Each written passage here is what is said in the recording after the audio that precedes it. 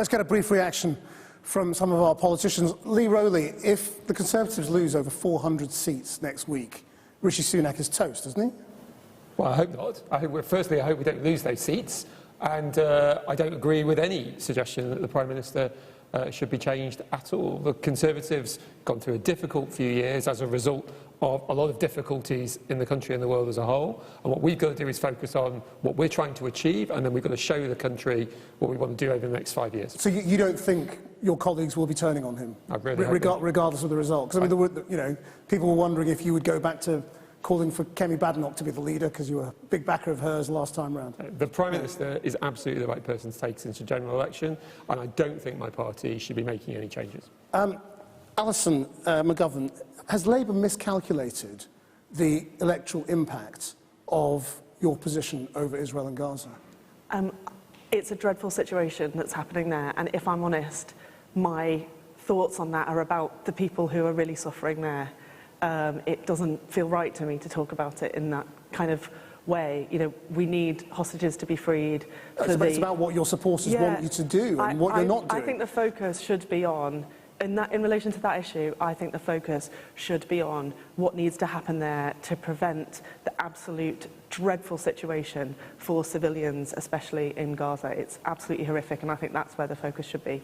Ellie Challenge, shouldn't the Greens be doing a lot better as insurgents? We have been doing brilliantly. I mean, we've quadrupled our number of councillors in the last 4 years. We had brilliant results last year.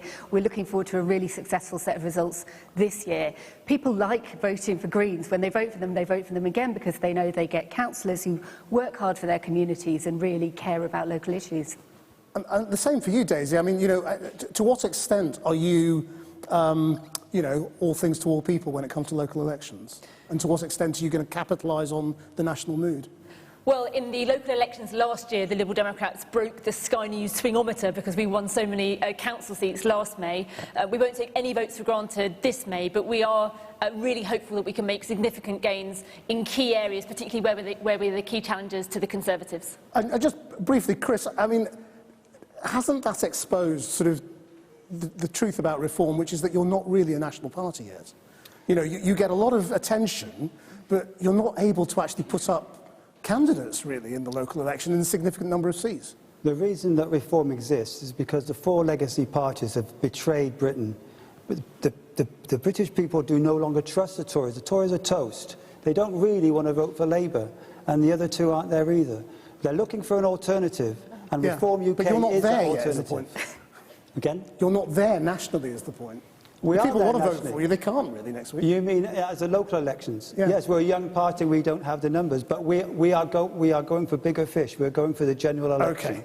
Let me just briefly ask the people in this room, the audience, when it comes to next week, I mean, turnout at local elections is always bad compared to a general election. Are you going to be voting on national issues or local issues? If you're predominantly voting on national issues next week, could you just raise your hand? Right, that tells us quite a lot. I mean, obviously, this is not scientifically selected as an audience, but you're broadly politically balanced, and it informs the debate. Let's go to our first question tonight, which is from Luke Lutman. Luke. Council tax is rising, but councils are cutting their services. Everyone's feeling the pressure of the cost of the cost of living crisis. What's the solution? Alison McGovern. Well, we need measures in place to help people with the cost of living, and I want to see breakfast club in every primary school. I want to see Labour's energy plans to get people's energy bills down.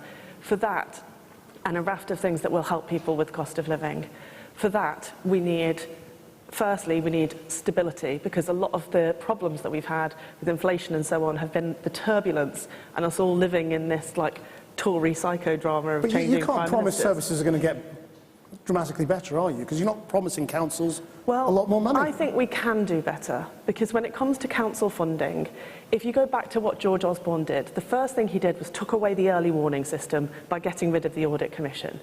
Then councils are funded now on a year-by-year basis. That's wrong, because it means they can't plan, and it's an ineffective use of money. So I think we can change those things.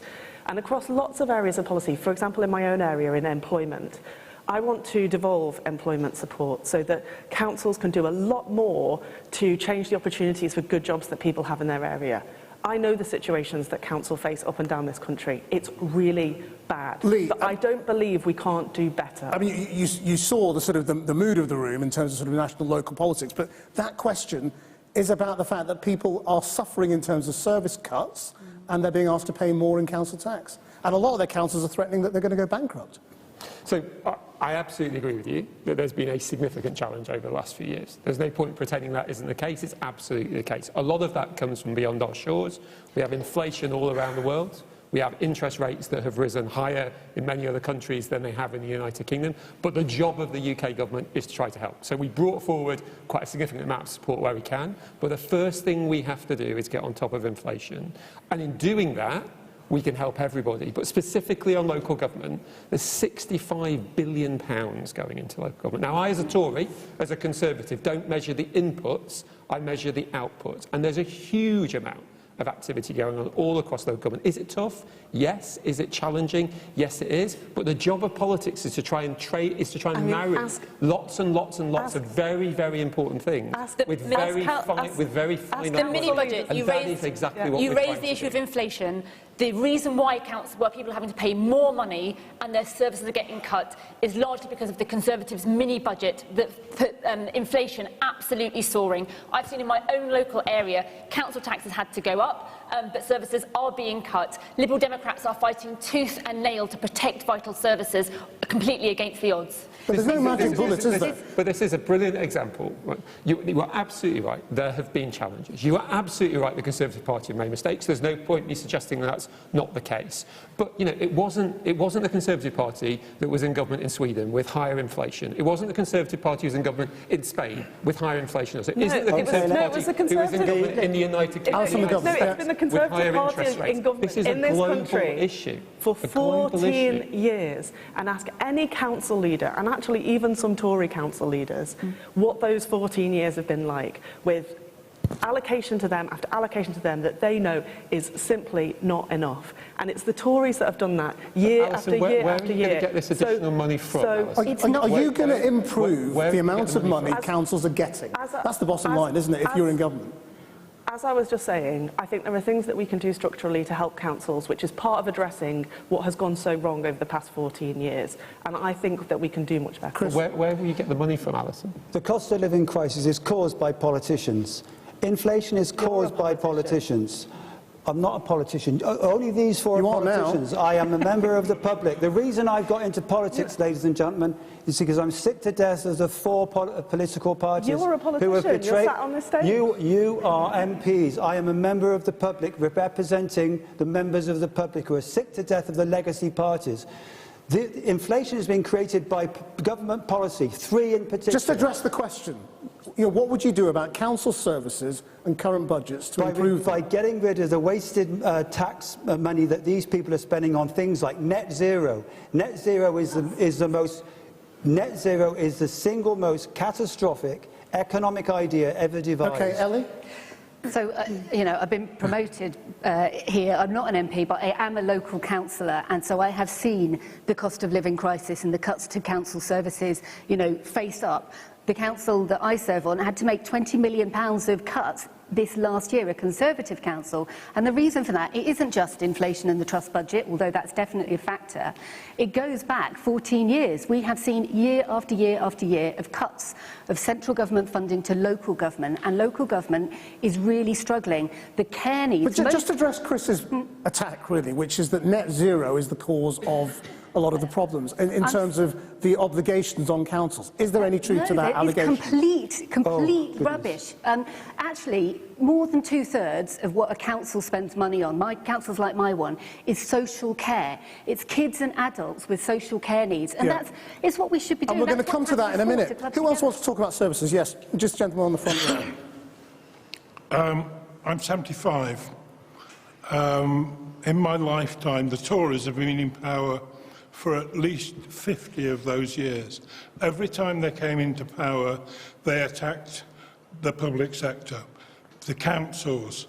They wanted to restrict wages all the time so that people didn't want to work in the services anymore. We've now got a health service that can't get nurses because nobody wants to pay. or nobody can afford to pay. So you're voting on national issues, is what you're saying? I'm voting. Can I just make the other point? Very quickly, because I want to get some other people in. 50 years ago, as a young person growing up, I could afford to rent a house. I even could afford to buy a house. We're going to talk about housing in 1 minute, I promise. All the other services were available. They're not Who now. else wants to talk about council services?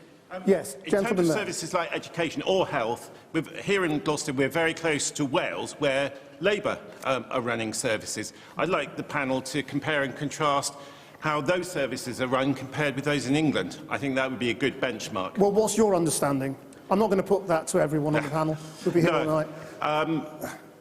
The record on health and on education in England is quite simply better than that in Wales, which is run by a Labour government. So why should we believe the Labour Party when they say they can run those services better? OK. Who else wants to come in on this section when we're talking about council tax rises and what you get in return in terms of your services? Yes, lady on the end there.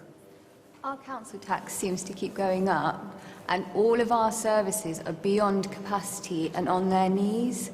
The maths isn't adding up. So where does that leave you as a voter? You know, what, you can't see any solutions? No one's telling me anything that I'm convinced by. Lee, Rowley. Well, the reason... Politicians are going to be straight with you. There's £65 billion going into local government. There's millions and there's millions of things happening. And the roads are crumbling. One second, and there's and people are stuck but the on question, Ellie, care is waiting lists. where do you get the additional money from? I can answer that. I can answer that. There are political choices. Because that is why... There are political choices that you have made where you have not collected taxes. The point. The gentleman there says the Conservatives have attacked the public services over the last 14 years. It's a strange attack when we've put hundreds of billions of additional pounds in per year in order to support the Daisy, here's the way that we can pay for some public services. We have a windfall tax on the big oil and gas companies. The Liberal Democrats were the first party to call for that. We could close the loopholes and raise a lot more money to pay for our public services. The Conservatives gave a £3 billion tax cuts to the big banks, which were already raising more money than they've ever raised before. We could reverse that tax cut for the big banks and spend that £3 billion on public services or health, education, anything else. We've got these really big water companies now that have been allowed to pump sewage into our rivers. They've been raising millions in pounds as well. There are big companies that are raking in billions of pounds, and it's possible to tax them to pay for our public services. We should not be taxing hard-working families in a cost of living crisis, but there are companies that can't afford to pay more. Are you not alarmed that you have voters here who are not really turning to you as the alternative when they're saying how bad their current services are, for which they do clearly blame the government to some degree? I think when I listen to people, and particularly when I listen to people on doorsteps, as I do really regularly, I don't blame anybody for feeling a bit hopeless at the moment, because the past 14 years have been incredibly challenging, and I don't blame anybody for thinking it's difficult. In fact, when I listen to the lady there talk about our council tax going up and services really struggling, the thing that makes me think is, yes, we've got to do things differently because we're ageing as a country. That's one of the challenges that councils face. As was pointed out before, you know, a lot of council's budget is on care, and we're struggling to get people to work in care, and it's becoming more and more expensive. So we've got to rethink it. And what I want to see is a national care service, a framework, so that we know we've got good standards in our care, we've got care workers being treated properly, to make it a more attractive profession to come into. And I think if we change what we're doing, then of course the money matters, but it's also about changing the way we run our public services. So we put the people at the heart of them, Ellie, and that hasn't been true for far too long. Yeah, what I've seen is that not investing in our public services has really big long-term costs. So back from 2010, we've had cuts to childcare services, support for families and so forth. And then a few years down the line, that makes things worse and more expensive. We've got to recognise that money spent on public services is money well spent. It's effective investment for the future. And when we think about, you know, potholes, public service people really associate with councils. You know, my area, there's a £310 million backlog in potholes because there's been no money going into councils for 15 years. Then there's an election year, the government says, oh, we can pick some money out of, you know, we found it down the back of the sofa, we'll promise you a bit more money next year. But failure to invest means that people have been spending hundreds of pounds fixing their vehicles because they bump into potholes all the time. We've got to have a debate on this based in reality. The first reality point is that there are billions and billions and billions of pounds going into local services right now. Is it going in exactly the right place? Will that be down to your local council? Could there be more? Yes. We've seen examples of where local councils have absolutely, totally screwed up. Labour in Birmingham lost £1 billion. The Conservatives in Woking. Labour in Croydon lost hundreds of millions. £2 billion of debt in Woking. And the reality on that is that there are choices being made because the Labour Party didn't sort their problems out in Birmingham.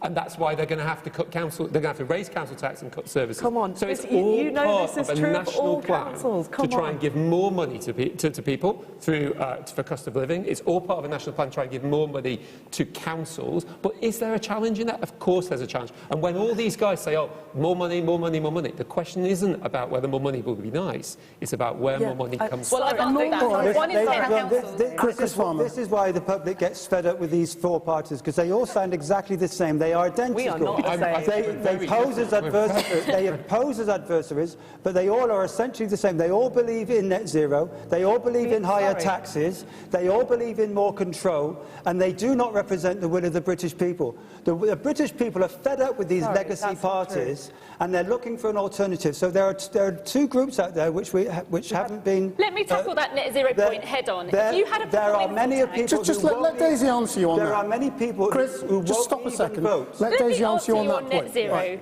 If we had a proper windfall tax and we closed the loopholes, we could double the Warm Homes discount and help people with their energy bills, and we could launch a 10-year programme, an emergency programme to insulate their homes. That is a classic example of where you can reduce bills, where you can save people money, and you can benefit the climate. Net zero is an attack on energy when net zero raises the cost of energy. And because everything requires energy to be built, net zero makes everything more expensive.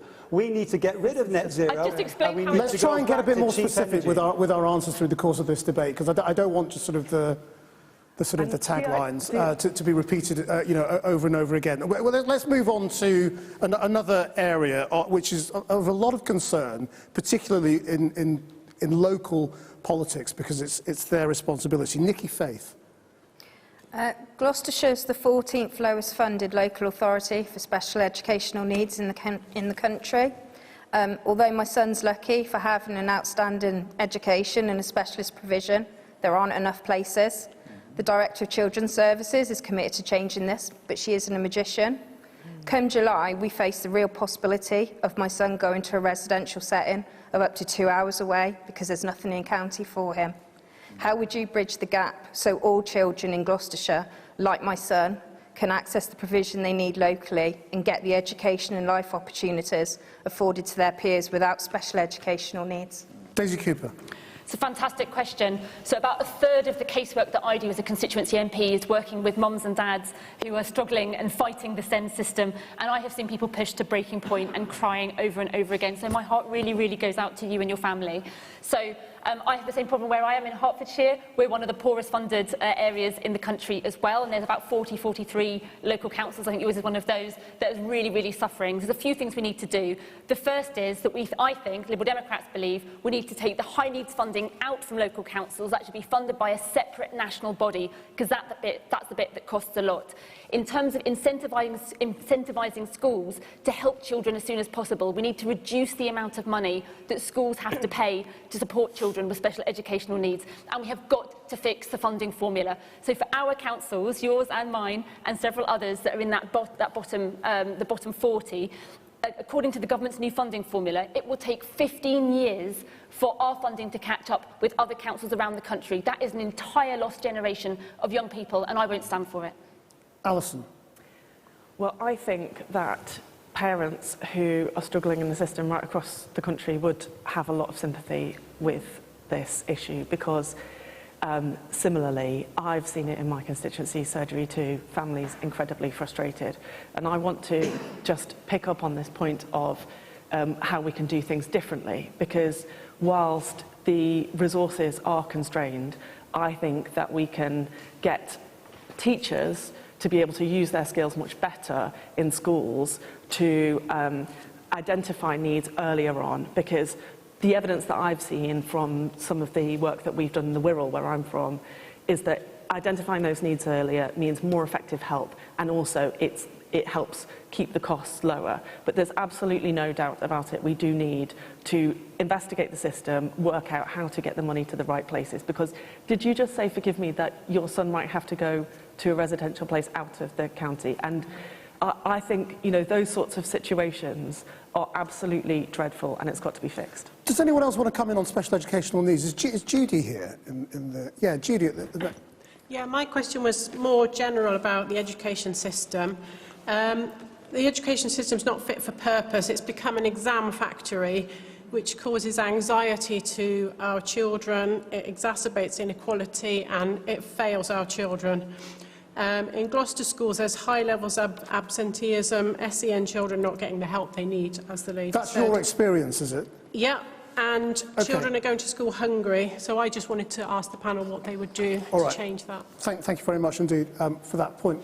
Lee, I think you have to answer some of this. On the first point, I'm so sorry to hear that, and I hope that you get the support that you need. I see that also as an MP. There are challenges, and we try and work through, like Daisy and Alison does, where there are specific challenges, and we tend to get results in many instances, but I hope you manage to do so with the support you need. But you are right, there are challenges in that system at the moment. We've put some additional money into it this year. Hopefully that will make a difference there. But alongside that, there needs to be a plan for reforming and changing. You always need to change things. You always need to look again at what you can do. There are certain things around the EHCPs, the care plans, which need to be put in place. There's some reforms that are needed around transport. There are clearly some areas where, particularly where people need lots and lots of support, where the fees that are being charged are too high. So there's a lot of work going on by my colleagues in the Department for Education to try to resolve that. And that's where, you know, when you get away from these kind of, you know, argy-bargy discussions, when you actually get into detail, it's about the plans. And what we're trying to do is say, going through a really difficult and challenging time,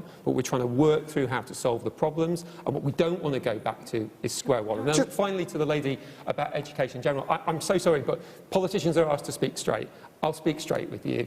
Our children have going through a demonstrably better education system with demonstrably better outcomes compared to international comparisons than they were 14 years ago, and when I was a child 30 years ago. Yeah, it's absolutely the case. We can have debates about this, but we have to base it on the reality. We'll have to debate national education policy another time. I mean, just last word on this. I mean, what do you think they should do to make your experience better? We're hearing a lot about plans, but when a plan's going to result in actions, you know, the formula that's used, a comparable county, if we had the same funding as other counties, we wouldn't be in this situation. We wouldn't have the deficit.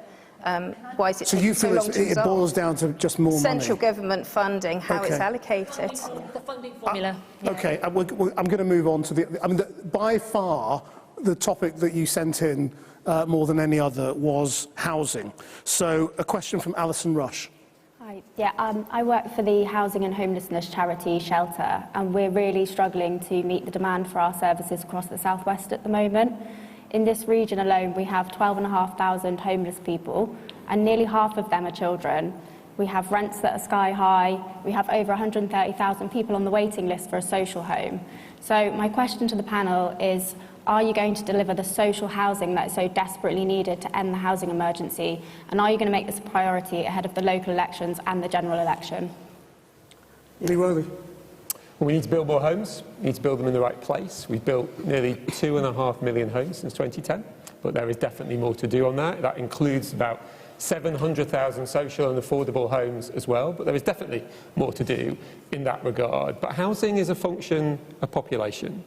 And when we come on in a minute to a discussion about immigration, which I believe we're going to do, we're going to have to, as a country, decide what level of population we want, because from that flows how many houses we need to build. If we you haven't been very good at setting the level of migration, have you? We've built 2.5 million houses, which has gone some way, but there's clearly a much big challenge here which needs to be resolved. And the only major party on this panel, which is going to be straight with you about immigration, which is we need to cut it, is for the reasons like you have talked about. And you're shaking your head, but if you want actually to resolve homelessness issues, you have to have a broader conversation. Are you basically blaming homelessness on migration? No, absolutely not. That's effectively what you're saying. It absolutely isn't the case. What I'm saying is, if you want a proper discussion in politics, you have to make sure that policies are linked and how you understand how all of those policies work and interact with each other. And if somebody had said in 2010 the Conservatives are going to build 2.5 million houses, which we have done, I think most people would say, actually, that would have gone a long way towards resolving some of the problems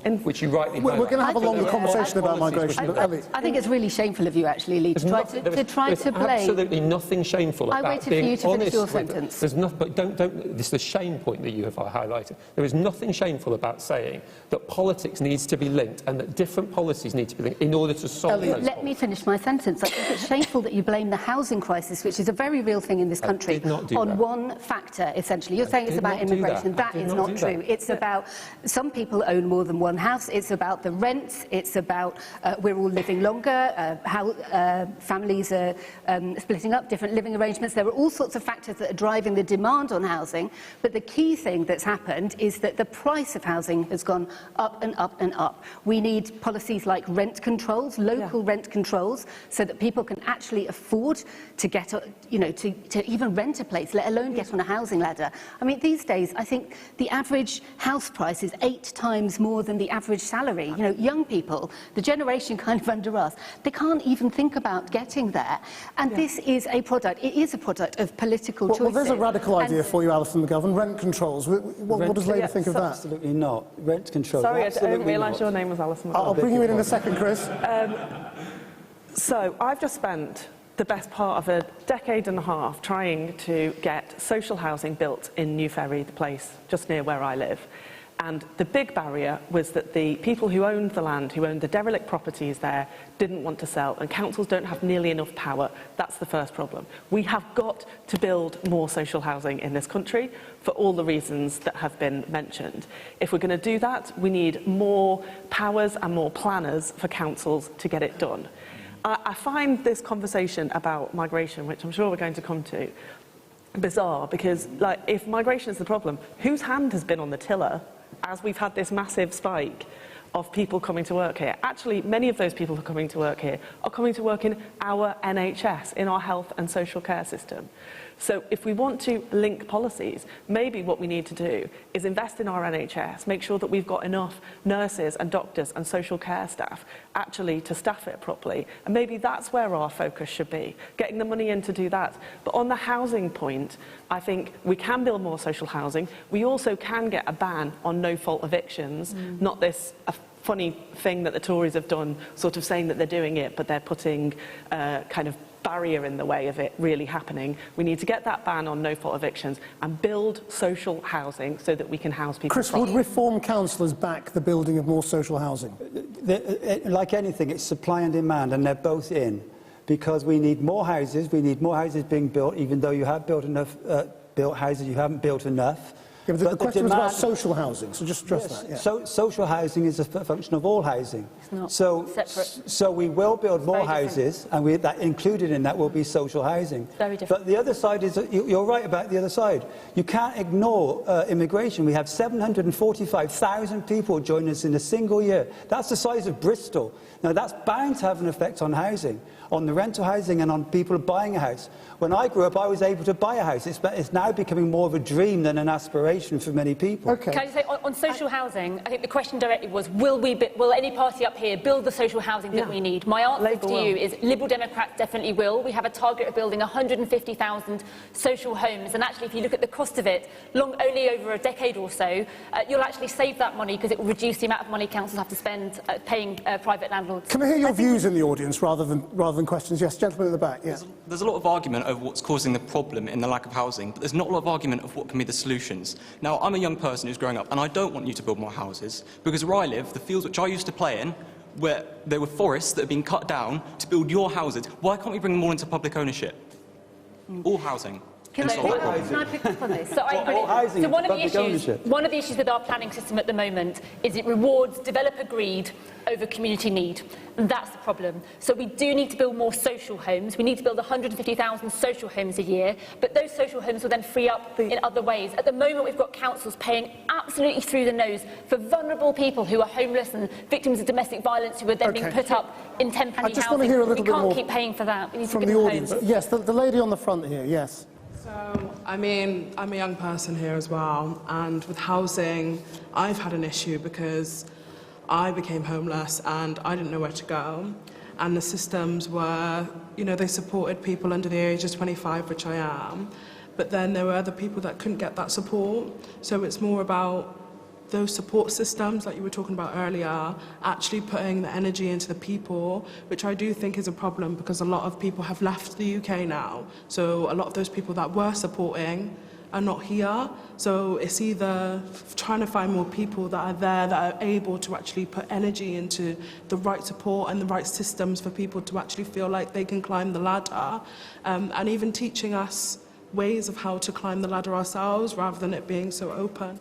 Thank you. Yes, and the gentleman here, yeah. Yeah, I just wanted to make a point. I don't like how you link housing with immigration. I feel like it's just a bit of a cop-out, like you're just using it as a scapegoat. Yeah.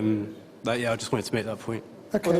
Well, the reason I do it is because, to the previous gentleman's point about why build all the housing, we're not building the housing isn't being built for anything's sake. It's being built because we need to build it to ensure that people have a house to live in. And the reason that that's the case is because population is rising significantly. Now, as it happens, I'm in favour of immigration, not at the levels that it has been, not with the illegal immigration that we've got. We'll talk about that in a minute, I think. But it is the reality. Again, politicians have got to be straight with you.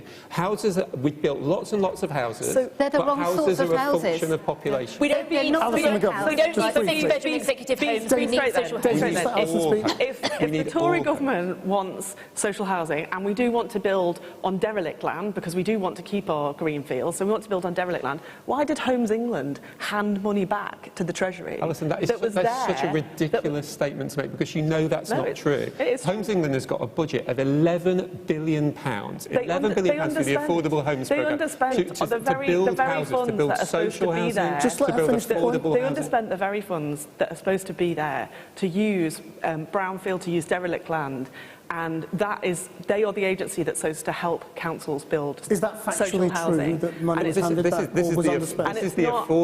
This is the affordable housing programme. It had £11.5 billion at the beginning. It still has £11.5 billion.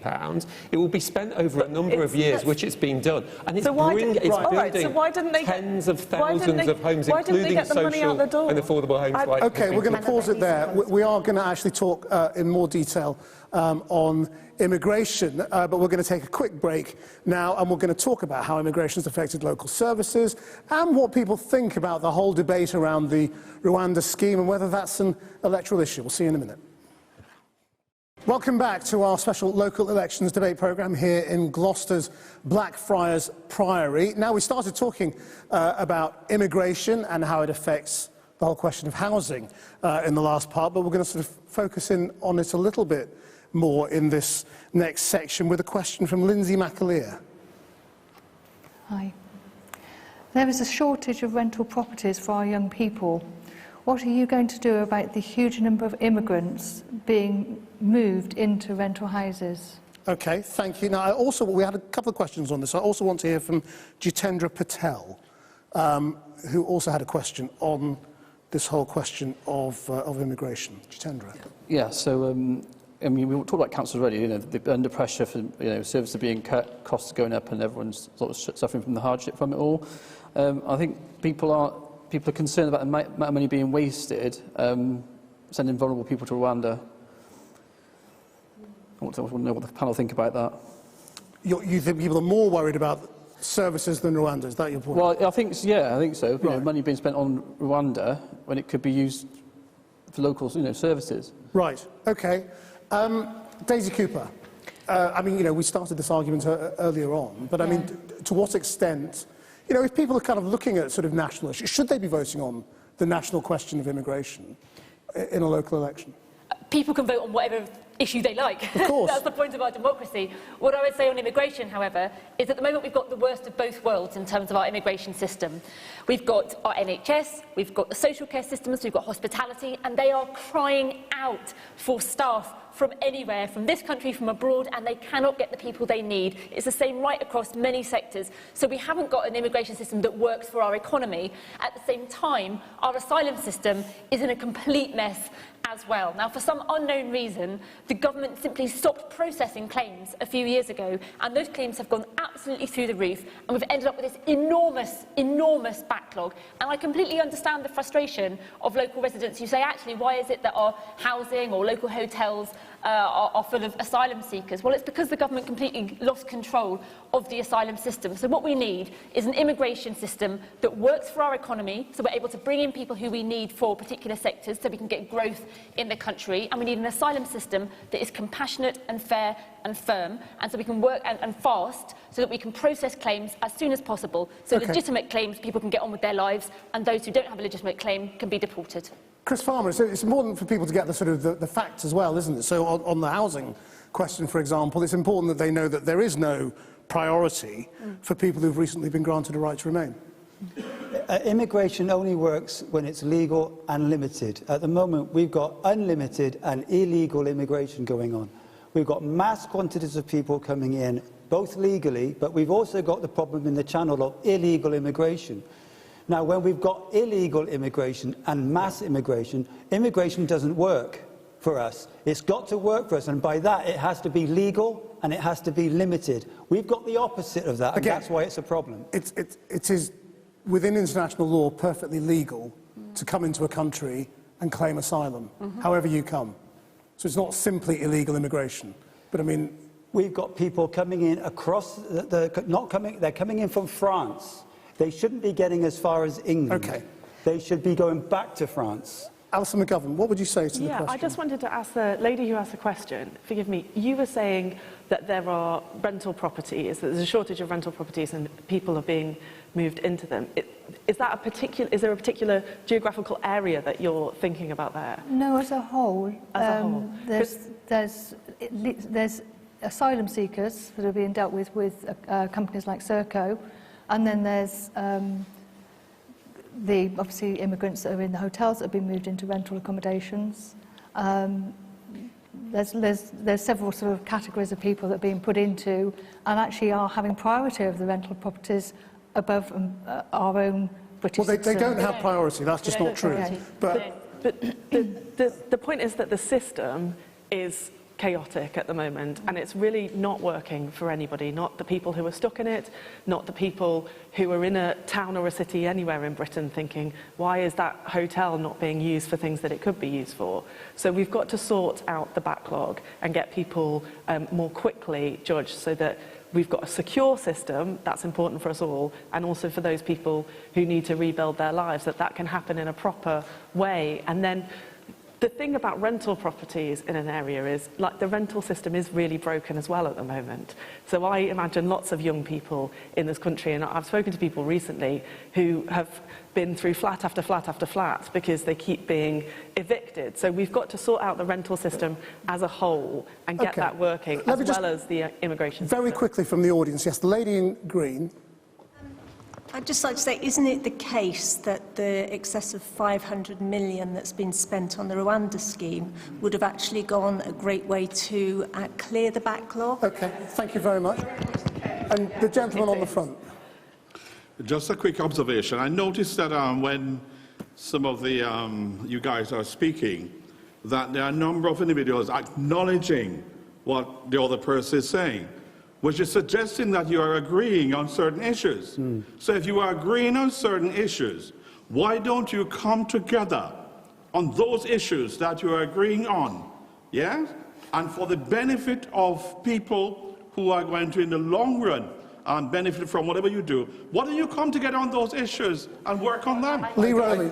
I agree with you, and where we can do cross-party working, we should do. But the challenge on this issue, as an example, is the discussion so far has been about the backlog. I want to get on top of the backlog as well. It's coming down, but we've got a lot more to do. But you'll never get on top of the backlog if you keep getting 40,000 people on your beaches every year who enter the backlog in the first place. And the way that you have to deal with that is by injecting a deterrence in the system so that people don't come on the beaches in the first place. So when do you think this deterrence is going to start working? Ellie, let's try it out, and then we'll come back in a few months' time and see. Because the Greens have an ideological problem with actually protecting our borders. The Conservatives are trying to resolve an issue. We should not be having 40,000 people turn up on our beaches. OK, just very quickly, because we don't have a lot of time. But when they're Ukrainians... When do you think this deterrence is going to start happening? Is it going to, are the boats going to stop this summer? I wish it had started already, but it took four months to get through Parliament. You're in charge of the parliamentary timetable. Alison, will you let somebody else speak? We don't have a lot of time. Ellie, last word. Lee, please give Ellie a word. It's absolutely clear that this is an incredibly expensive way of being very cruel. It will not work as a deterrent. It will not work to address the issues in the asylum system, the backlog. It could have been much better spent on doing that. But also, the reason we have people coming in boats, nobody wants that to happen, is because there aren't safe and legal routes for people fleeing violence to come to this country. We must recognise that we have a humanitarian obligation to people fleeing violence. We don't do anywhere close to our fair share. They're not globally. And also, if I can just... I'm afraid... fleeing from France. We need to stop saying that immigration is a bad up. thing. People make an amazing contribution to this country. Thank you very much indeed. Thank you, all of you, very much indeed. That's all we have time for this evening. We're back at 7 tomorrow. Thank you to the audience. Thank you to our panel. See you tomorrow. Bye-bye.